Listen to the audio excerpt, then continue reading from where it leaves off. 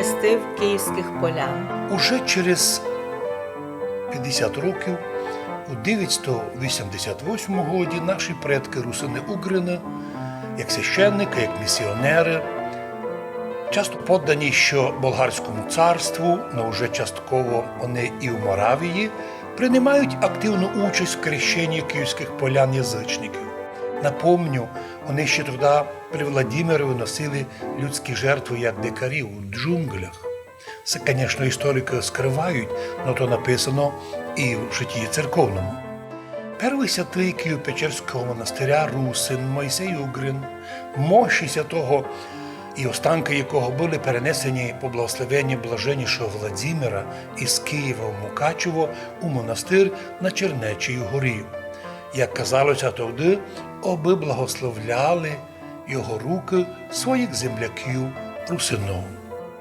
В 14 віці литовський князь Федор Корятович, котрий переселився на Угорську Русь, знайшов той русинов, православних русинов, то не було тут ще ніякої унії, і де отримав уділ Мукачевське княжество, і тут він устроїв донині существуючий православний монастир.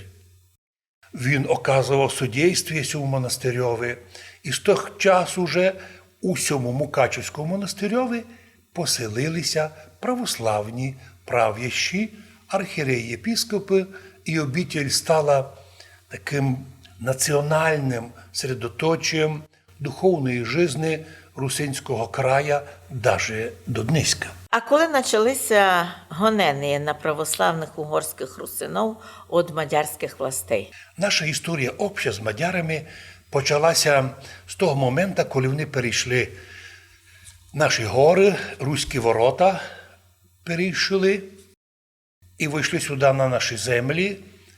Часть русинських князів їх согласна була пропустити, вони се просили далеко. Но наш знаменитий цар і князь Ужгородський підозрював неладної і вступив з ними в бой, хоча пострадав, але в тому бою пострадали і мадярські предводителі. І тот бой був, навірно, перший і останній між русинами і мадярами.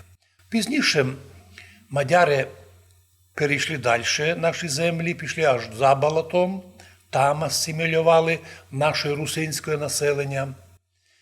І вже у 14 віці прийшли до нас, вже формували свою мадярську державу. Ну а з самої древності мадяри були православні, володівали русинським язиком, русинським письмом, осталися надписи на мадярських знаках державних іменно по-русинськи. Училися, звісно, вони в першу чергу від нас, садити виноград. І сотні років міжетнічний мир диктувався обоюдними удобствами в служенні, в армії, в управлінні. Но от по смерті короля Карла Роберта, це був король Венгрії і Хорватії у 1310 році, по його смерті наша Ужгородська домінія перейшла у владіння римокатолика Філіпа Другета. Чому називаємо так римокатолика? Тоді ж були латиняни. Но це був фанатичний чоловік, який вирішив завести католицизм серед православних русинов. Для православно-русинського населення Закарпаття настали тут тяжкі времена. Я говорю Закарпаття історичним терміном, маю в виду Карпатську Русь. Того часу православна церква на цій території почала тратити права. Почалися гонення.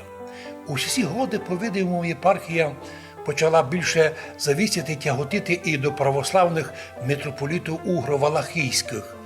Там поближче наша Мараморщина з ними більше була близько і з ними контактувала.